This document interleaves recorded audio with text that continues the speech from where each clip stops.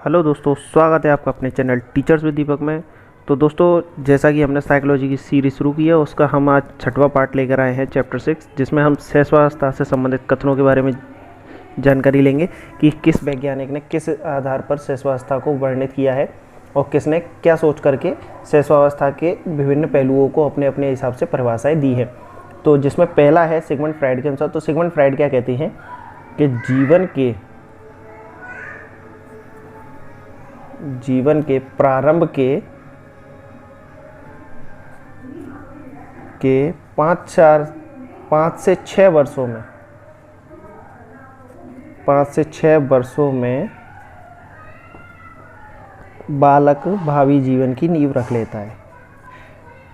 बालक भावी जीवन की नींव रख लेता है। इसका क्या मतलब होता है? इसका मतलब है कि जो बालक है वो प्रारंभ के जो 5-6 वर्ष होते हैं उसी में उसका ध्यान जो जिस ओर जाना होता है वह उस ओर चला जाता है। जैसे कि अगर कोई बालक इंजीनियर बनना चाहता है तो वो क्या करेगा? वह उसी से संबंधित, जैसे गाड़ियों में मरम्मत का काम करते हैं, उसी को देखता है, उसी पर ज़्यादा ध्यान देता है और उसी के अनुसार वह क्या करता है, अपनी जो साइकिल या रिक्शा जो भी होता है उनको क्या करता है, वो स्क्रू ड्राइवर या पेचकस लेकर के उनको खोलना तोलना शुरू कर देता है। यानी कि वो कहाँ क्या बताता है कि वो तकनीकी रूप से चीज़ों को सीखने की कोशिश कर रहा है। तो इस तरीके से 4 से 5 वर्ष में बालक जो है अपने माता पिता को या अपने बड़ों को देख करके अपने भावी जीवन की नींव को रख लेता है। फिर इसके बाद क्या है, बैलेंटाइन के अनुसार। तो बैलेंटाइन क्या कहते हैं कि शैशवावस्था जो है सीखने का आदर्श काल है।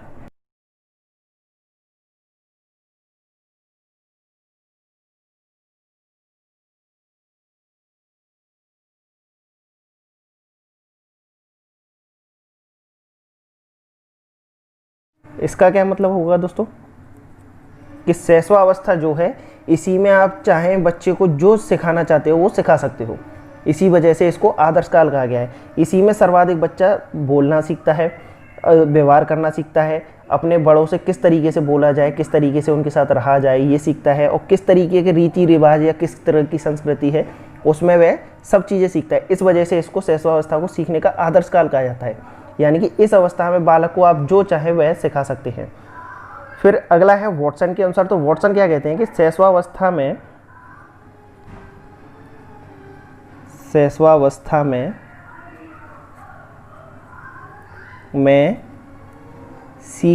और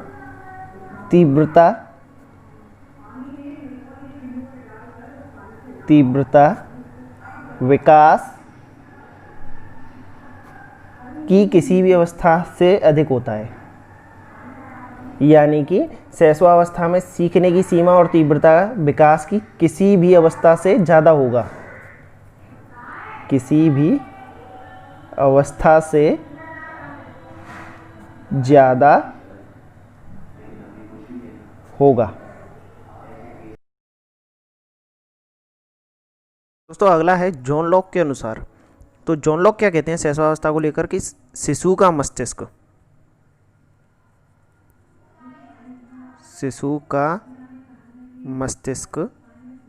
एक कोरी स्लेट की भांति होता है।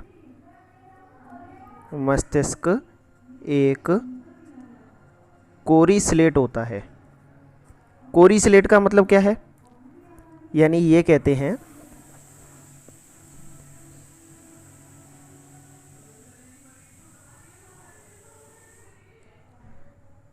कोरी स्लेट क्या होता है, यानी कि वह जिस पर आप कुछ भी लिख सकते हैं।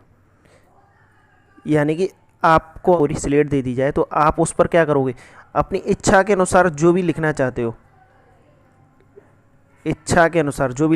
आप वो लिख सकते हैं। इसी प्रकार से जॉन लॉक ने भी शिशु के मस्तिष्क को एक कोरी स्लेट कहा है जिसमें वह अपने अनुभवों से लिखता है। लेकिन दोस्तों, इसके लिए आपको एक अच्छी चीज़ बताता हूँ होगा, जिसमें जॉन लॉक ने जो बच्चे के मस्तिष्क को कोरी स्लेट की संज्ञा दी है उसमें उसे तबुला रासा बोला गया है। तबुला रासा। ठीक है। इसका आपको ज़्यादा कोई अर्थ की पता करने की जरूरत नहीं है, क्योंकि उसका मतलब कोरी स्लेट ही होता है, यानी कोरी स्लेट या कोरा कागज, ठीक है, जिस पर बच्चा क्या करता है, अपने अनुभव से लिखता है। यानी बच्चा जो दिन प्रतिदिन अपने जीवन में देखता है, उनसे अनुभव से ही वो क्या करता है, लिखता है, ठीक है। तो जॉन लॉक का कथन शैशवावस्था के बारे में क्या था कि शिशु का मस्तिष्क कोरी स्लेट के अनुसार होता है, जिस पर वह अपने अनुभवों से लिखता है, ठीक है दोस्तों अगला बिंदु क्या है हमारा, बाल्यावस्था। तो बाल्यावस्था कब से होती है, 7 से लेकर 12 वर्ष तक। यानी कि हम जो 0 से या 1 से मानकर चलें, वो कहाँ तक चलती है, 6 वर्ष तक, 5 से 6 वर्ष, वो कौन सी होती है, शैशवावस्था। लेकिन उसके बाद का काल कितना होता है, बाल्यावस्था के नाम से, जो 5 वर्ष का होता है, लगभग 5 वर्ष का, ठीक है दोस्तों। तो इस अवस्था को अन्य कई नामों से जाना जाता है, क्योंकि इसमें बहुत सारी क्रियाएं होती हैं बालक के जीवन में, इस वजह से उसको कई अलग अलग नामों से जाना जाता है। जैसे पहला है निर्माणकारी काल। निर्माणकारी काल क्यों कहता है, क्योंकि निर्माण, इस अवस्था में बालक नई नई चीज़ें सीखता है। इस अवस्था में बालक नई नई चीज़ें सीखता है, इस वजह से इसको निर्माणकारी काल कहा जाता है। अब प्रारंभिक विद्यालय की आयु, जैसा कि आप सभी जानते हैं कि बच्चे को हम पहली कक्षा में, विद्यालय में हम पहली कक्षा में प्रवेश दिलाते हैं, तो इस हिसाब से इसको प्रारंभिक विद्यालय की आयु कहा जाएगा कि नहीं, क्योंकि प्रारंभिक विद्यालय कहाँ से शुरू होता है, कक्षा 1 से। लेकिन शैशवावस्था में क्या होता है, पूर्व प्रारंभिक विद्यालय। पूर्व प्रारंभिक विद्यालय जिसमें हम क्या करते हैं, नर्सरी केजी ऐसी क्लासेस उसमें होती हैं। यानी कि शैशवावस्था में बालक क्या करता है, नर्सरी और केजी क्लास में जाता है, वहाँ पर उसे क्या सिखाए जाएंगे, ज़्यादातर उनको खेल खिलाए जाते हैं, खेल खिलाते हैं। खेल से क्या होता है कि बच्चे की कोशिश की जाती है कि बच्चा विद्यालय में बैठना सीखे। लेकिन बाल्यावस्था में क्या होता है, वो प्रारंभिक कक्षा में आता है, यानी कि पहली, दूसरी, तीसरी इन कक्षा में आता है, इस वजह से इसको प्रारंभिक विद्यालय की आयु कहा जाता है। फिर अगला है गैंग एज, यानी कि टोली अवस्था। टोली अवस्था क्यों, क्योंकि इस अवस्था में जब बच्चा नए नए बच्चों से मिलता है, बच्चा जब अन्य बच्चों से मिलता है तो वो क्या करता है, उनके साथ समूह में रहना पसंद करता है, उनके साथ खेलता है, उठता है, बैठता है, खाना खाता है। तो इस वजह से इस अवस्था को क्या नाम दे दिया गया, गैंग एज नाम दे दिया गया।